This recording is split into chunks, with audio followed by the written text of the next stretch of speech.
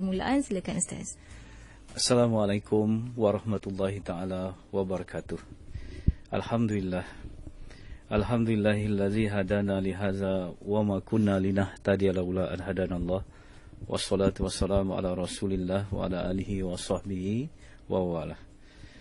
Teman bicara saya pada petang ini, Puan Nurhayati. Seterusnya yang dihormati para pendengar Radio IKIM. Alhamdulillah, syukur kita kepada Allah Subhanahu wa taala kerana dengan taufik dan hidayahnya pada petang ini kita telah diizinkannya untuk berada di dalam majlis ilmu. Artinya apabila kita berada di dalam majlis ilmu ini, Allah Subhanahu wa taala masih hendakkan kebaikan bagi kita. Kerana mafhum sebuah hadis, tanda Allah Subhanahu wa taala hendakkan kebaikan pada seseorang ialah apabila diberi ruang dan peluang untuk yufaqihu fiddin, untuk memahami agama. Jadi walaupun kita insan yang berdosa, insan yang sering lalai dan leka dengan Allah, dengan agama dan tuntutannya, tetapi itu belum lagi menyebabkan Allah berpaling pada kita. Kerana pada petang ini Allah izinkan kita duduk di dalam majlis ilmu. Hakikatnya walaupun kita hanya bertemu di udara, tetapi masih dalam kerangka majlis ilmu. Mudah-mudahan kita sentiasa akan dipandu dalam kehidupan kita, yang mana kita akan sentiasa mendapat hidayah daripada Allah Subhanahu wa taala. Kerana kita tidak tahu apa yang baik untuk kita. Allah Subhanahu wa taala yang Maha mengetahui apa yang baik untuk kita. Sebab itu kita selalu dianjurkan berdoa supaya diri kita ini tidak diserahkan pada diri kita sendiri walaupun sekelip mata. Tetapi kita minta diri kita ni, hati kita, fikiran kita sentiasa dipandu oleh Allah Subhanahu wa taala. Pandangan Allah lah pandangan yang paling tepat, dan mudah-mudahan apabila kita mendapat suluhan daripada pandangan Allah Subhanahu wa taala ini, kita akan dapat menyusuri kehidupan ini di dunia ini dengan baik, dengan tenang, dengan aman, hingga kita bertemu dengan Allah Subhanahu wa taala di hari akhirat nanti. Dan mudah-mudahan kita dapat melihat wajah Allah, iaitu di syurga, ya. Itulah kata matlamat dan tujuan kita yang utama. Pada minggu-minggu yang dahulu kita telah bincangkan tentang hidayah, ya. Bagaimana dalam hidup kita ni ada 5 peringkat hidayah, ya. Pertama, hidayah tabi'i ataupun dikata hidayah ilham, ya. Yang kedua, hidayah khawas, iaitu panca indera kita yang 5. Kemudian yang ketiga, hidayah akal, ya, bagaimana pemikiran kita, ya. Dan yang kelima, ya, yang dikatakan yang keempat, hidayah Islam, din, ya. Dan yang akhir sekali, yang paling tinggi kemuncak daripada hidayah itu hidayah taufik. Yang kita hendak dalam kehidupan kita ini bukan semata-mata hidayah, ya, tetapi hidayah yang kemuncak itu, iaitu hidayah taufik.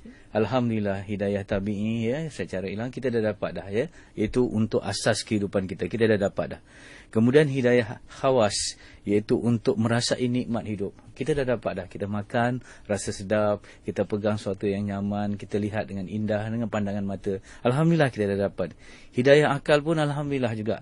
Kita masih boleh berfikir dengan waras, ya. Kita dapat menilai yang baik, yang betul hari ini, ya.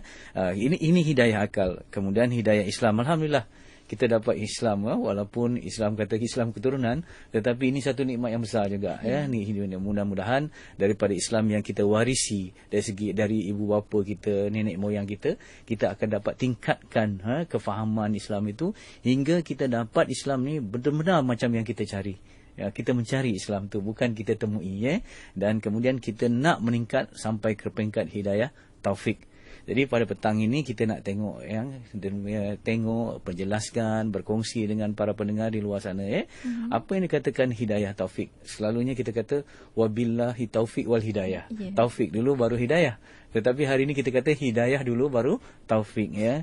Bahawa hidayah itu, orang yang mendapat hidayah, ya, tidak semestinya mendapat taufik. Tetapi kalau orang tu dah mendapat taufik, dia pasti mendapat hidayah. Itu ya. Sebab saya dah buat contoh pada minggu yang lalu ya, bagaimana kalau kita bertanya pada seorang kita sesat jalan, mana Aikim, dia tunjuk jalannya, oh sini belok ke kiri, kemudian jumpa jalan Langgar Duta, kemudian belok kiri lagi, masuklah, itu Aikim. Dia bagi itu hidayah saja.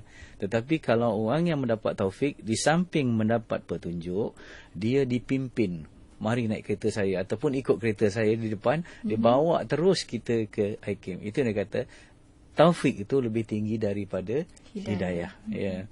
Jadi apa yang dimaksudkan yang dikatakan taufik itu daripada perkataan muafakat ataupun persetujuan antara apa yang dikehendaki oleh Allah dan apa yang kita lakukan sebagai manusia. Ya, orang kata berlaku kesejajaran ya. Apa yang kita hendak dan apa yang Allah kehendaki bagi kita ke arah kebaikan. Ya. Bila kita kata hidayah semata-mata, kita ada keinginan, kita ada kemahuan. Misal contoh ya, kita sedang drive sekarang ini, tiba-tiba kita kata macam aku nak pergi haji lah rasanya, pada nak mulalah kita, ataupun kita selama ni mungkin kita tak penuhkan penuh solat kita, mungkin tak penuh 5 waktu lagi, bila lah terasa nak penuhkan solat ni, terasa begitu. Itu yang dikatakan hidayah. Ketukkan pada pintu hati kita jemputan daripada Allah untuk kita pergi ke daerah kebaikan, yang itu dikatakan hidayah. Tetapi belum lagi, itu baru keinginan dan juga keinginan juga kata kemahuan kita saja. Mukadimahnya saja.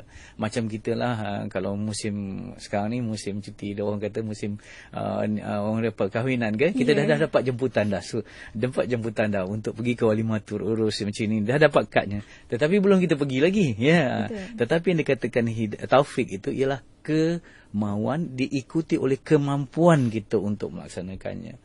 Bila kita dengar, misal kata tentang bila lagi kita nak kembali pada Allah, nak solat dan sebagainya, lepas ni terus kita keinginan itu ditulis dengan pelaksanaan. Kita mendalami ilmu solat lagi, barulah kita tahu solat itu penting dalam hidup kita.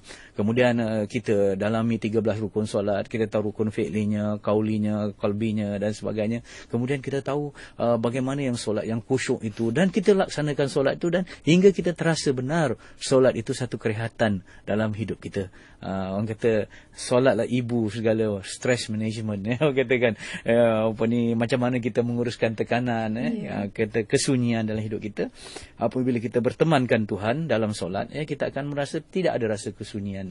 Kita rasa sentiasa, kalau kesunyian kita tak kata aku sunyi, tetapi kita rasa padaku sentiasa ada pemerhati, iaitu Allah Subhanahu Wa Taala. Ini yang kita hendak ya. Contohnya, bagaimana saya nak katakan bila bertemu taufik dan hidayah ni, barulah kita mampu melaksanakannya. Contohnya ya, kita boleh solat, katalah solat asar sebentar tadi ya. Saya harap para pendengar yang sedang memandu dah solat asar, ataupun dah ada perkiraan nak berhenti di surau mana, di tempat mana untuk solat asar pada waktu ini ya. Jadi apabila kita dapat melaksanakan solat asar sebentar tadi, kita kena fikirkan macam mana, apakah kita boleh melaksanakan solat asar tadi kerana kita sihat. Kerana kita sihat, kemudian boleh kita solat. Tak, ya. Ramai orang yang lebih sehat daripada kita. Ada orang yang sehat daripada kita, lebih kuat tenaganya daripada kita sekarang, tetapi Allah tak izinkan dia solat. Jadi bukan kerana kita sihat kita boleh solat. Ada orang kata saya solat ini kerana ada masa lapang. Ada orang yang lebih lapang lagi masa daripada kita. Dia tak dapat nak luangkan masa 5 hingga 7 minit untuk solat. Walaupun dia punya lapang masa, tetapi lapang masa digunakan untuk perkara-perkara yang lawa, perkara-perkara yang lain. Contoh, mungkin kita kata solat ni kerana kita dah ada belanja, dah ada duit, senang. Ada orang yang lebih kaya daripada kita, bilion-bilion, tetapi Allah tak izinkan dia solat. Jadi kenapa kita dapat solat? Kerana kita dapat taufik dan hidayah daripada Allah. Itu yang kita kena, jadi ini bukan satu yang murah, satu yang mahal sebenarnya ya. Ini penting. Jadi sebab itu tanda-tanda orang yang mendapat taufik dan hidayah ini penting kita tengok, supaya nanti kita dapat apakah kita sudah mendapat hidayah taufik ini ya. Apa tandanya orang yang mendapat hidayah taufik? Yang pertama, dia memahami Islam. Memahami Islam ni berbeza daripada mengetahui akan Islam ya. Banyak orang tahu tentang Islam tetapi dia tidak dia tidak memahami. Contoh ya, ada orang memahami ataupun mengetahui tentang Islam ni. Islam ni apa? Islam ni bukan dia memahami sebagai orang kata way of life. Dia hanya sebagai rutin, ritual adat semata-mata. Dia dapat menghayati Islam ataupun dia rasa dia Islam bila tiga suasana je. Lahir, kemudian nanti kahwin, nikah, kemudian mati. Dia nampak itu saja kerangka Islam tu ya. Dia nampak tapi dia tidak nampak Islam sebagai satu cara hidup yang syumul, yang sempurna. Contoh, saya bagi contoh ya. Katalah kita rukun iman yang 6. Rukun iman yang 6 semua percaya ya. Percaya kepada Allah, percaya kepada malaikat, percaya kepada kitab, rasul dan seterusnya ya. Percaya ni apa sebenarnya signifikan dalam kehidupan kita? Dia tak tahu apa kesan keyakinan itu dalam kehidupan kita. Bagaimana keyakinan kepada rukun iman itu akan membentuk pandangan hidup hingga membentuk sistem nilai dan mencorakkan cara kita berfikir, cara kita bertindak dan sebagainya. Dia hanya menghafal rukun iman yang 6. Itu saja. Ataupun bila dia mempelajari tentang rukun Islam yang 5, yang pertama solat, yang kedua puasa dan sebagainya, dia hanya menghafalnya sebatas otak kiri semata-mata ya. Tetapi dia tak tahu apa kesan misal kata solat itu pada kehidupan.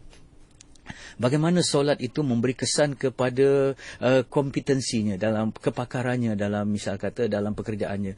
Apa link, apa perhubungan, hubungan antara solat itu dengan integriti, dengan kejujuran, dengan sifat amanah dan sebagainya. Dia melihat Islam itu secara serpih-serpih ya.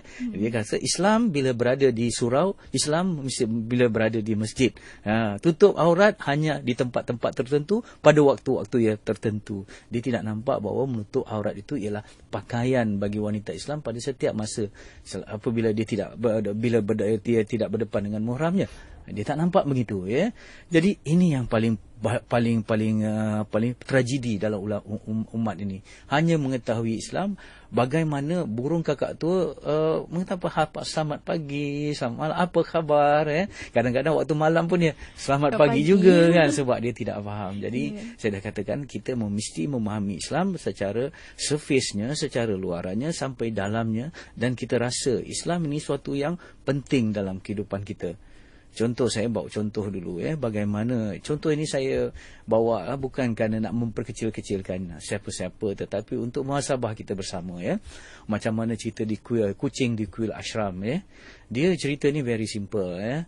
Seorang Sami, dia bila nak menyembah berhala di dalam sebuah kuil ya, dia ada memelihara seekor kucing ya. Kucing ni kucing yang manja ya.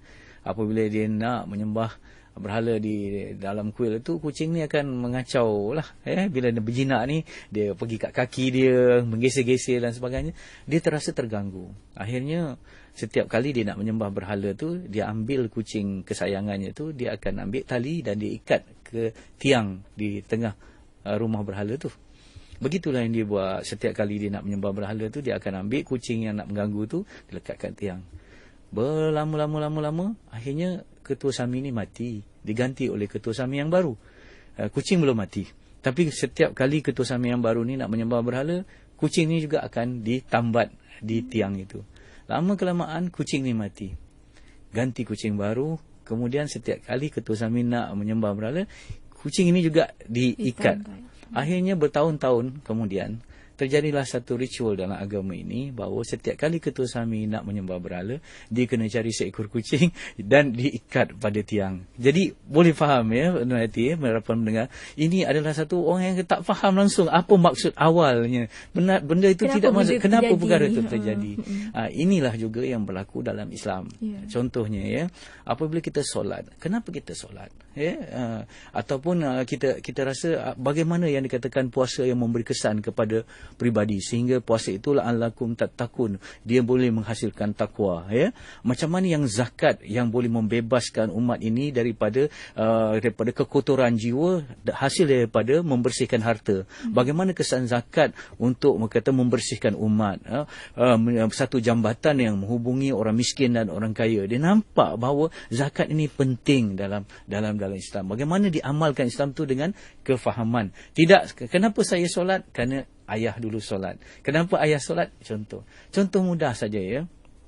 Hati ya. Siap. Kalau kita ajar anak kita sekarang makan, kalau anak kita makan tangan kiri, kita marah, betul? Betul. Kita hendak makan tangan kanan kerana ada hadisnya, la yaqulu bishimal fa inna syaitan yaqulu bishimal. Kita kata jangan makan tangan kiri kerana apa? Syaitan makan dengan tangan kiri. Jadi anak kita sentiasa makan tangan kanan, kita pun makan tangan kanan. Buat kita, tapi kita tidak mengetahui falsafah di sebalik makan tangan kanan ni. Makan tangan kanan ini adalah untuk membezakan kita dengan syaitan. Syaitan makan tangan kiri, kita kena makan tangan kanan. Artinya syaitan ini innahu lakum aduwwum mubin. Syaitan ini musuh kita yang nyata. Kita sentiasa nak berbeza daripada syaitan. Artinya dalam hidup kita bukan saja masa makan, masa berpakaian, masa kita berhibur, masa kita mengatur kehidupan, masa kita mengatur ekonomi syaitan, ekonomi riba, ekonomi tanpa riba. Misalnya kata pakaian mendak orang, ini pakaian syaitan. Yang kita nak ini pakaian apa? Sentiasa nak berbeza. Dan kalau betul-betul kita menghayati tak mau makan tangan kiri, insya-Allah kita tidak akan makan rasuah. Umat Islam tidak akan makan rasuah. Kenapa? Kita kena mempertahankan yang dikatakan nak berbeza daripada syaitan tadi. Tetapi kenapa kita makan rasuah? Kenapa kita melakukan pelbagai kemungkaran walaupun kita masih makan tangan kanan? Kerana kita tidak tahu falsafah. Sebab itu kalau kita tengok, kita dah balik melontar jumrah, itu melontar syaitan.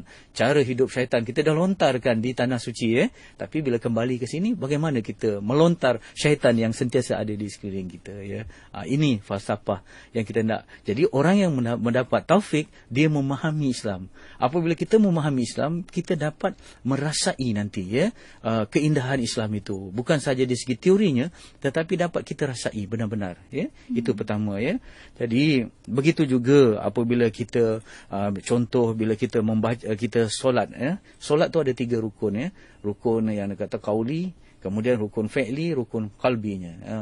Qaulinya kita baca, kemudian fi'linya perbuatan, kemudian qalbinya kita nak rasa. Apabila kita meletakkan contoh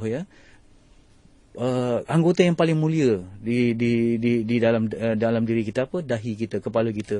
Terus tunduk ke tempat sujud, tempat yang dipijak oleh siapa saja dalam masjid, tak kira seorang buruh ke seorang bangsawan, dia pijak tempat tu. Kita letak tempat yang paling mulia ke tempat-tempat pijak. Artinya waktu itu kita meluntur dan meleburkan keegoan kita. Waktu kita solat, kalau kita faham, kita tidak akan ego di luar salat.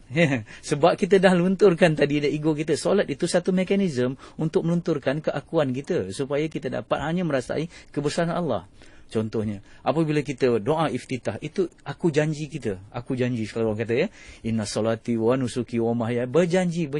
Sebab itu Sayyidina Ali apabila dia datang nak solat, masa dia nak ambil wuduk, dia gementar, dia takut. Kenapa? Orang tanya, kenapa muka pucat lesi wahai Ali? Sayyidina Ali kata, aku nak bertemu dengan Allah. Tadi waktu zuhur, tadi dah berjanji. Sekarang waktu asar nak berjanji. Sama mana aku berpegang kepada janjiku untuk hidup dan mati hanya kerana Allah. Dia memahami. Jadi dia mendapat taufik. Jadi kita hanya membaca doa iftitah begitu saja, tak rasa apa-apa. Dan rukun dalam kita, misal kata kita waktu kita rukuk, kita menyamakan antara mulut, perut dan juga minta maaf dubur kita separas. Separas ni maksudnya apa? Binatang yang berkaki 4 sama saja paras mulutnya, perutnya dan duburnya. Waktu itu Allah Subhanahu Wa Taala mendidik kita sebenarnya supaya kita jangan jadi seperti mana haiwan. Dan Allah Subhanahu Wa Taala sedang melunturkan keegoan kita dengan perlakuan sujud dan rukuk itu, supaya kita faham apabila kita melaksanakannya. Jadi ini yang dikatakan, apabila orang yang memahami agama, dia telah mendapat taufik daripada Allah Subhanahu Wa Taala. Jadi kadang-kadang agama ini kita amalkan tanpa kefahaman. Tanpa kefahaman. Jadi mana ada kekuatan dan keindahannya. Cuba kita tengok sebagai satu perbandingan nanti sebelum kita minta para pendengar nanti memberi respon Kita tengok berbanding Abu Jahal. Abu Jahal dia dikenal Abu Hakam. Orang yang paling arif tentang perundangan. Orang yang arif sangat Abu Jahal ni. Orang yang pakar dalam seni kesusastraan Arab dan sebagainya. Apabila dia diminta oleh Rasulullah, didakwah oleh Rasulullah untuk mengucapkan asyhadu an la ilaha illallah wa asyhadu anna Muhammadar Rasulullah, kalimah syahadah, apa kata Abu Jahal? Abu Jahal kata, jika ini yang kau bawakan kepada kami, nescaya kau akan melancarkan perang terhadap seluruh Jaziratul Arab, dan orang Arab dan orang bukan Arab tidak akan mahu dan tidak akan redha dengan kita. Artinya apa? Artinya Abu Jahal dia tidak mahu mengucap kalimah syahadah kerana dia faham tentang tuntutan kalimah syahadah tu, tentang apa tanggungjawabnya, apa peranannya sebagainya. Jadi kalau dikata dia ucap kalimah syahadah, dia kena buat yang ini, yang ini, yang ini. Dia tahu ilah ataupun sembahan dan kita punya pengabdian hanya kepada Allah semata-mata. Dia menolak dengan faham. Tetapi hari ini kita menerima tanpa faham, ya. Kita mengucap kalimah syahadah, kita tak tahu tuntutannya. Kita tidak tahu apa kehendak-kehendak dan apa tanggungjawab daripada itu. Jadi ini yang dikatakan tanda-tanda orang yang mendapat hidayah ialah ia memahami agama ini. Jadi saya kira kalau ada apa-apa dah ini, mungkin insyaAllah kita ambil pemanggil dahulu sebelum kita teruskan lagi dengan berbicara kita waktu ini bersama yang bahagia Ustaz Fahrul Muhammad Joy berkenaan dengan hidayah taufik. Kita ke pemanggil pertama untuk sama-sama kita kongsikan persoalan mereka. Assalamualaikum, siapa di talian waktu ini? Waalaikumsalam warahmatullahi. Ya, siapa di sana? Ya, saya Syafari dari Kulim. Ya, cik saya silakan.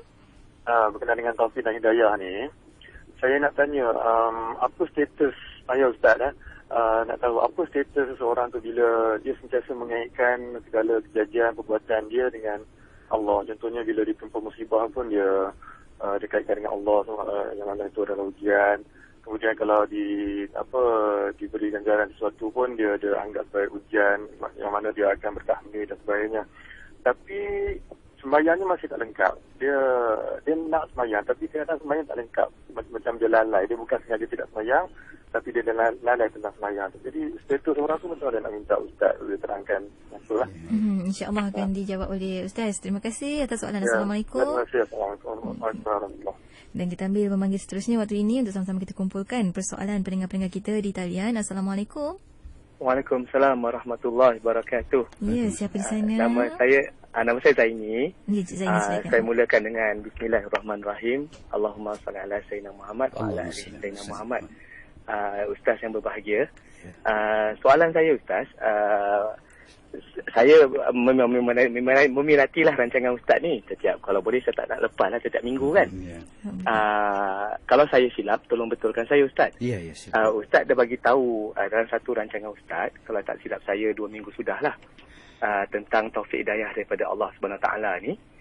Contohnya ayahanda Sayyidina Ali ataupun bapa saudaranya Rasulullah SAW iaitu Abu Talib, tak dapat dan mengucapkan kalimah syahadah, kan, kerana tak dapat taufik hidayah. Tetapi saya pernah diberitahu oleh satu ustaz daripada UKM, mengatakan bahawa ada hadis sahih yang diriwayatkan oleh Ibnu Abbas, Sayyidina Ibnu Abbas, yang mana Ibnu Abbas bersumpah mengatakan bahawa semasa di penghujung nyawanya Abu Talib, beliau bersumpah mengatakan bahawa Abu Talib mengucap kalimah syahadah. Jadi yang jadi persoalannya sekarang ni, ramai ulama mengatakan bahawa Abu Talib tidak terima taufik hidayah. Berdasarkan Al-Quran, ayat Quran yang ada tu dinasabkan kepada Abu Talib. Sedangkan ada juga ulama yang tak bersetuju. Jadi bagaimana pandangan ulama yang ramai ini boleh mengatasi satu sumpahnya sahabat Rasulullah SAW itu sendiri. Sebab saya pernah pergi di kedai buku di Wisma Yakin, buku yang ditulis oleh seorang ulama daripada Mesir, ulama ahli sunnah kita, yang mengatakan bahawa Abu Talib adalah mukmin sejati. Kerana saya takut apa Ustaz, bukan saya kata-kata pada orang lain, saya takut kalau saya percaya Abu Talib tu na'udzubillah seorang kafir, tetapi beliau seorang mukmin sejati, sebab Rasulullah pernah mengatakan bahawa kalau kita mengatakan orang tu kafir tapi niatnya tidak, kafir tu balik pada kita. Betul. Mohon penjelasan di situ Ustaz. Terima kasih banyak. Assalamualaikum warahmatullahi wabarakatuh. Waalaikumsalam warahmatullahi wabarakatuh. Mungkin boleh dijawabkan dahulu 2 soalan ini Ustaz. Pertamanya saya ucapkan terima kasih kepada semua yang telah memberi respon, iaitu Cik Zaini tadi dengan Tuan Said tadi daripada Kulim tentang bagaimana status orang, bagaimana keadaan orang yang dia mengaitkan Allah selalu dengan bila timpa musibah, la nusibana illa ma kataballahu lana. Musibah itu tidak menimpa melainkan dengan izin Allah juga. Dia mengucapkan kalimah istirja, innalillahi wa inna ilaihi rajiun. Contoh, apabila mendapat nikmat ganjaran, dia bersyukur dengan ucapan alhamdulillah, tapi solatnya tak cukup, ya. Solatnya tak lengkap. Sebenarnya saya ingin tegaskan sebagai peringatan diri saya dan semua bahawa Islam ini mesti diamalkan secara syumul, ya. Akidahnya, syariahnya atau ibadahnya dan juga akhlaknya. Jangan dipisah-pisahkan, ya. Maksudnya apabila kita contoh, ya, apabila kita berwuduk contoh, ya. Walaupun berwuduk itu rukunnya adalah dalam bidang fiqh. Yeah. Tetapi masa kita berwuduk tu ada kaitan dengan akidah juga. Apabila kita berwuduk tu kerana Allah, ya, itu, ya. Kemudian apabila dia ada juga kaitan dengan misal kata dengan tasawuf ataupun akhlak. Kerana apabila kita membasuh muka, kita bukan hanya nak membasuh muka, tetapi kita membasuh penglihatan kita, ya, pendengaran kita, kepala kita. Misal kata contoh, kalau kita nak basuh kepala nanti bila wuduk kan, kalau ikut logiknya dah bersih dah, kan. Macam saya ni dalam ini ada atap lagi, pakai songkok lagi mesti, ataupun pakai kopiah bagi setengah tu, ya. Apa lagi berlapis-lapis nak kita, tapi waktu nak kita ambil wuduk kita basuh juga kepala kita. Artinya kita bukan membasuh hanya kepala yang lahir itu, tetapi kita membasuh pemikiran kita, ya. Begitu juga dengan telinga, kaki, tangan dan sebagainya. Artinya waktu kita berwuduk pun walaupun itu ibadah fiqh, tetapi ada nilai akidah di situ dan ada nilai akhlaknya di situ, ya. Begitu juga dalam kehidupan kita yang lebih luas macam tadi, ya. Solat adalah kepala segala ibadah. Saya katakan solat adalah kepala segala ibadah. Maksudnya kita boleh jumpa orang tak ada tangan, tak ada kaki, tapi tak pernah kita jumpa orang tak ada kepala. Betul. Jadi solat itu adalah persoalan yang paling dulu akan ditanyakan oleh Allah di padang mahsyar nanti, kalau, ya, dalam kira bicara kita depan Allah. Allah tanya tentang solat dulu. Kalau solat clear, insya-Allah yang lain tu akan dipermudahkan. Tapi kalau solat tak clear, banyak perkara ini. Jadi bagaimana keadaan status orang yang mengaitkan dengan Allah semua? Yang ini yang dikatakan tasawuf tu, akhlak tu, kan? Tetapi tak mungkin akhlak itu ada kalau tidak ada akarnya. Iaitu yang dikatakan soal akidah tadi, ya. Kalau kita tengok iman kepada Allah tu umpama apa? Akar tunjang bagi pokok. Kemudian batangnya itu umpama solat ataupun soal yang dikatakan soal kalimah syahadah. Kemudian dia ada dahan dan rantingnya, ada akhlaknya atas, ya. Jadi kalau kita lihat orang yang telah katakan mengaitkan dengan Allah dan sebagainya, ini yang kata hakikat, tak mungkin hakikat itu lahir tanpa pelaksanaan syariat dulu, ya. Kena jaga solat dulu, barulah kita kata benar kita menyebut segala-galanya pada Allah. Sebab kalaulah dalam solat kita tak dapat ingat Allah, mana mungkin di luar solat kita dapat ingat Allah, ya. Sebab itu bila kita solat, wa aqimus solah lidzikri, dan dirikanlah solat itu untuk mengingatiku, kata Allah. Jadi solat adalah paling resmi kita mengingati Allah. Waktu kita untukkan masa 5 atau 7 minit tu, benar-benar kita ingatkan Allah 5 dan 7 minit tu. Dan itulah latihan untuk kita mengingati Allah di luar solat. Yeah. Di luar solat, ya. Jadi kalau dalam 5-7 minit tu pun tak dapat kita ingat Allah, mana mungkin kita nak ingat Allah di luar solat. Jadi saya takut, saya hanya bimbang orang yang mengaitkan musibah ni kerana Allah, kemudian nikmat ni kerana Allah, tetapi tidak solat. Saya takut bahawa apa yang dirasainya itu bukan dirasai dalam hati, tetapi hanya ucapan semata-mata, ya. Hanya ucapan kata-kata semata-mata, bukan suara hati. Sebab bagi saya dia mesti melalui tertibnya, iaitu dia mesti jaga akidahnya, kemudian jaga solatnya, rukun iman tadi, kemudian rukun Islamnya, barulah ada tasawufnya ataupun akhlaknya tadi berbuah, ya. Tapi kalau berbuah tanpa akar, tanpa batang, saya takut, saya bimbang itu satu escapism semata-mata, ya. Jadi saya kira itulah sebagai pandangan saya, kena jaga soal apa ni, soal solat itu sendiri, ya. Kalau tadi buah yang tergantung tu buah palsu je, buah palsu saja, tak ada, hanya kata-kata. Sebab itu kalau kita kembali kepada pengertian iman, ya, apa yang dikatakan iman itu, yang dikata wa tasdiqun biqalbi, apa yang kita akui dengan hati, wa iqrarul lisani, yang kita ikrarkan ataupun ucapkan dengan lidah, wa amalul bil arkani, kita amalkan dengan perbuatan. Jadi kalaulah kita hanya ada ucapan tetapi tidak ada perbuatan, solatnya kita tak cakap tetapi hanya ada ucapan, saya kira itu ada masalah di sana, ya. Ada masalah di sana, ya. Tetapi kita boleh juga bersangka baik, mungkin dia sedang berlatih-latih lah tu. Mudah-mudahan. Itu doa kita semua. Doa kita semua dengan Islam FM. Kemudian Cik Zaini pula tadi tentang hadis daripada Ibnu Abbas yang tentang kedudukan bapa saudara Rasulullah Abu Talib. Saya pun pernah mendengar soal ini.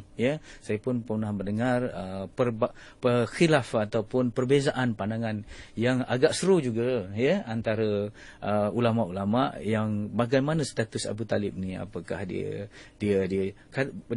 Islam ataupun dia sebaliknya. Dan saya rasa dua-dua ni ada hujah, dan di sini penilaian soal hadis ini saya rasa perlu diserahkan kepada ahlinya betul. Pada ahli pakar-pakar hadis, kerana kita tidak juga boleh menafikan mereka yang menolak keislaman Abu Talib juga mungkin ada juga pegangan mereka. Ada juga pegangan mereka, tidak dikatakan pandangan semua ulama ini dibandingkan dengan satu hadis sahih. Itu meletakkan dalam keadaan, saya rasa dalam keadaan yang serba salah kalau kita dengar. Kalau kita dengar, takkan ulama-ulama ini tidak terjumpa juga hadis ini. Jadi saya ampun maaf Cik Zaini, saya minta maaf kalau apa yang saya perkatakan pada minggu yang lalu dan sekarang apa yang saya perkatakan ini tidak tepat mengikut syariatnya ataupun tidak mengikut kebenaran yang sebenarnya, tetapi saya kira saya akan merujuk lagi perkara ini. Terima kasih atas pandangan, atas teguran. Saya akan merujuk perkara ini sebab apa yang saya terima selama ini, apa yang saya ucapkan selama ini adalah hasil pengajian-pengajian yang terdahulu.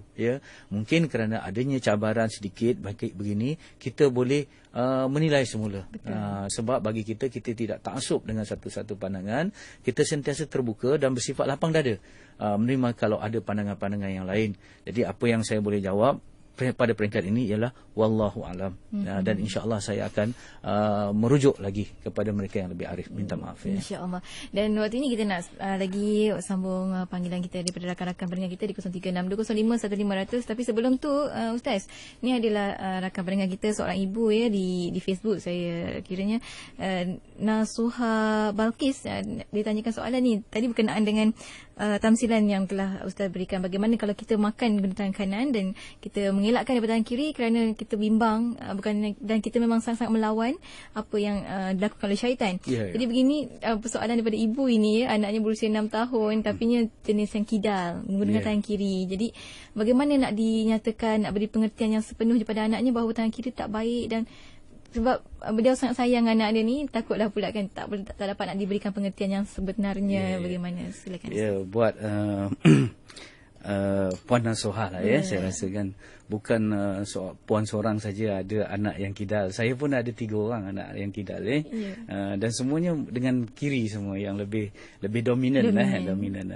Tetapi insya-Allah anak kita ni dia umpama rebung yang boleh kita lentur sebenarnya. Walaupun dia lebih dominan tangan kiri, kita boleh dah biasakan dia tangan kanan.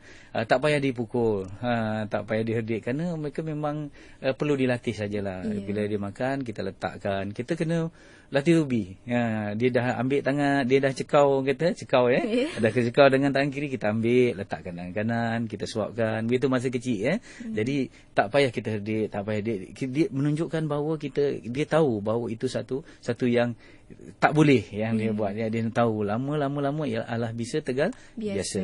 Itu saja Sebab saya nampak bukan saja anak saya juga, begitu juga sahabat-sahabat saya yang semuanya menulis tangan kidal mesti makan tangan kanan. Automatik dia akan artinya itu bukan satu kesusahan.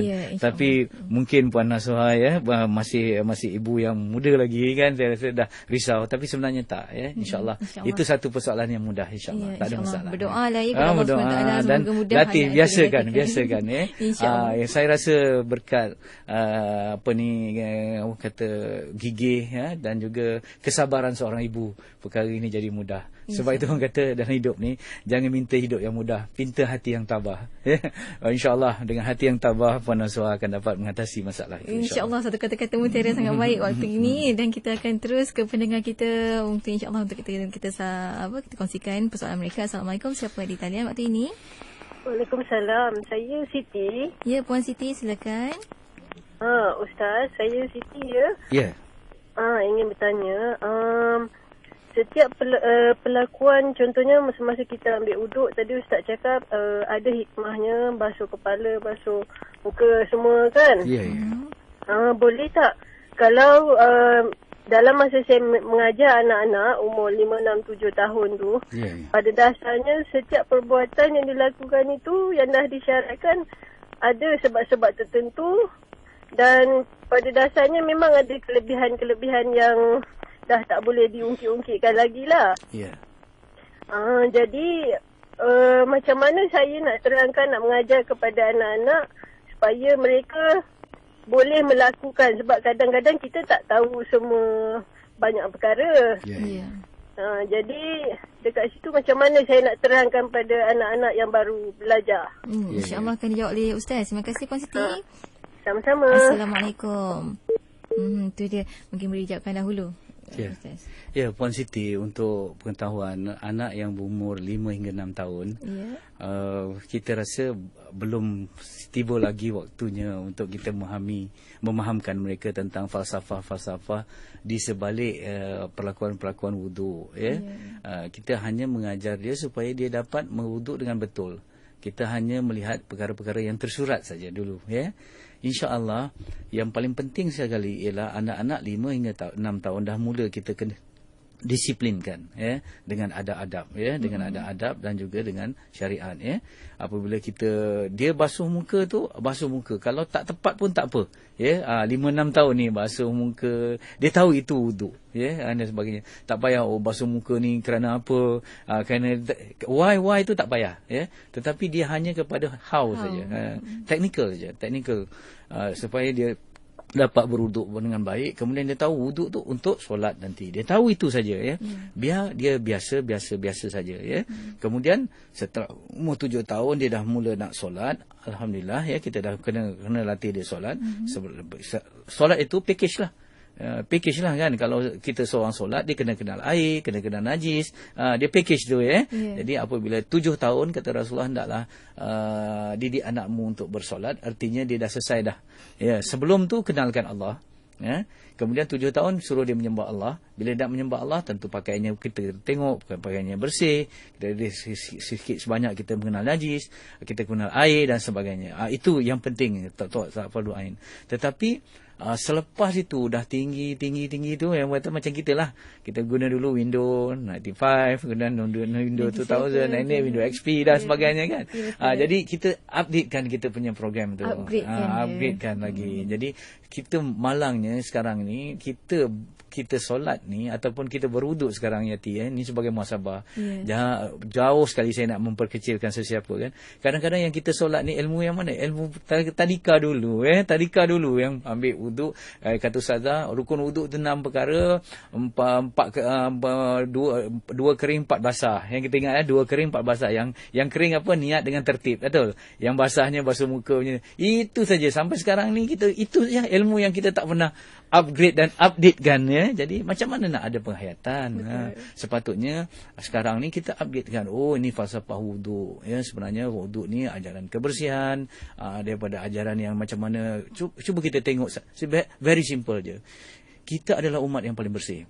Sebab sekurang-kurangnya, ya, kita 15 kali kita basuh muka dalam satu hari. Betul. Kalau kita amalkan sunat wuduk 3-3 lah, ya.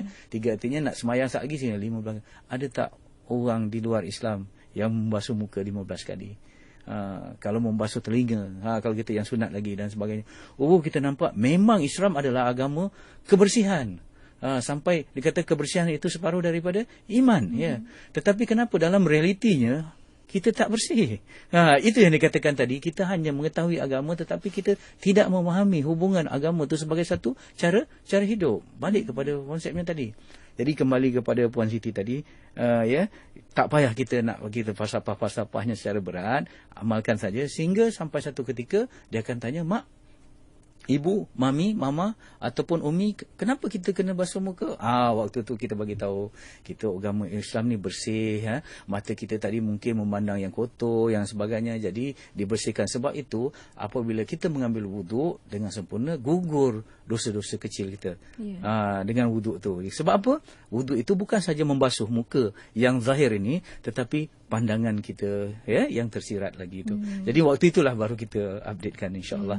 Di samping itu ada lagi masa untuk ibunya sendiri mengupdate dan mengupgradekannya supaya bila anak tu besar dia dah boleh memberi jawapan kefahaman insya-Allah. Paling kurang pun dah tahu setiap doa-doa setiap kali menyapu muka, tangan begitu. dan Tangan kita mulakan tangan kanan supaya nanti di padang mahsyar tangan kanan inilah yang menerima buku catatan amal kita yang kebaikan gitu sentiasa kita insya-Allah. Insya-Allah. Dan nampaknya kita pun dah sampai ke penghujung juga sebenarnya Ustaz ramai sebenarnya rakan-rakan pendengar kita masih berkelit-kelit lagi talian kita tapi tak dapat kita jawabkan, tapi mungkin sebagai pengakhiran penutup kesimpulan daripada Ustaz sendiri berkenaan dengan tajuk kita hidayah taufik ini Ustaz.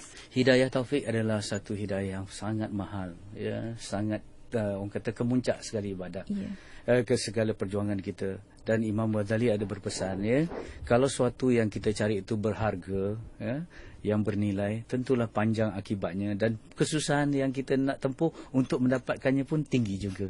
Jadi untuk itu apabila kita untuk mencapai hidayah taufik, kita kena amalkan hidayah-hidayah yang sebelum ni. Hidayah tabi'i kita gunakan dengan sebaik-baiknya, hidayah khawas kita jagakan sebanyak-baiknya, akal kita jagakan sebaik-baiknya, Islam kita amalkan semaksimumnya, dan insya-Allah kita akan meningkat daripada satu hidayah ke satu hidayah. Itu paling penting.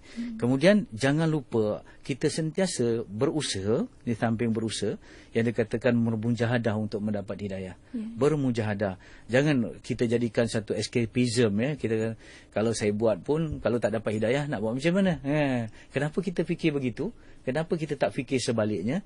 Kita usaha, Allah Subhanahu Wa Taala dan minta kita berusaha, wallazina jahadu fina lanahdiyannahum subulana. Allah dah katakan dalam Al-Quran, Allah, barang siapa yang bersungguh-sungguh di jalan kami, nescaya kami akan tunjukkan jalan-jalan kami itu, pimpinan kami, kata Allah. Jadi pergerakan yang utama itu ialah kita menempuh jalan untuk mendapat hidayah. Soal kita mendapat atau tidak itu bukan soal kita. Itu Allah Subhanahu Wa Taala. Tetapi yang kita diperintahkan ialah menempuh jalan untuk mendapat hidayah. Sebab itu contohnya kenapa kita katakan begitu, kalau saya usaha-usaha pun kalau tak dapat hidayah macam mana? Tetapi kenapa ke dalam makan kita tak kata kalau usaha pun tak dapat makan, kita buat usaha kan, kita habis-habisnya. Tetapi dalam Islam ini jangan kita tertipu dengan mainan syaitan Jadi kita berusaha sungguh-sungguh, insya-Allah Allah Subhanahu Wa Taala akan bagi hidayah pada kita. Yang pentingnya setelah kita berusaha kita kena berdoa selalu. Doa supaya Allah pilih kita, Allah pilih kita untuk mendapat hidayahnya. Sebab itu dalam kita ni kena jaga solat betul-betul Solat itu memang dah ada. Minggu dulu saya kata yang dia kata ihdinas siratal mustaqim. Kita minta sekurang-kurangnya 17 kali Kemudian kalau solat subuh awal-awal lagi kita Allahumma hadini. Ya Allah berilah petunjuk dan sebagainya. Jadi yang penting sekarang apabila kita meminta pada Allah, mintalah dengan bersungguh-sungguh. Satu, yang kedua, mintalah dengan sangka baik yang kita diberikan. Sebab itu adab berdoa itu antaranya bukan soal menghadap kiblat saja. Ada untuk adab yang berdoa yang paling penting ialah adab hati kita. Adab hati kita apa? Kita yakin bahawa doa kita akan didengar dan dimakbulkan oleh Allah Subhanahu Wa Taala. Yakin selalu bahawa Allah itu lebih baik daripada seorang ibu yang baik. Allah lebih baik daripada. Dan kalau kita minta, ibu pasti bagi. Kita kata ibu dia tak ada kata tidak pada anaknya. Allah lebih-lebih lagi. InsyaAllah mudah-mudahan. Sekian. Wabihi wallahu alam. Assalamualaikum warahmatullahi taala wabarakatuh. Waalaikumsalam warahmatullahi wabarakatuh.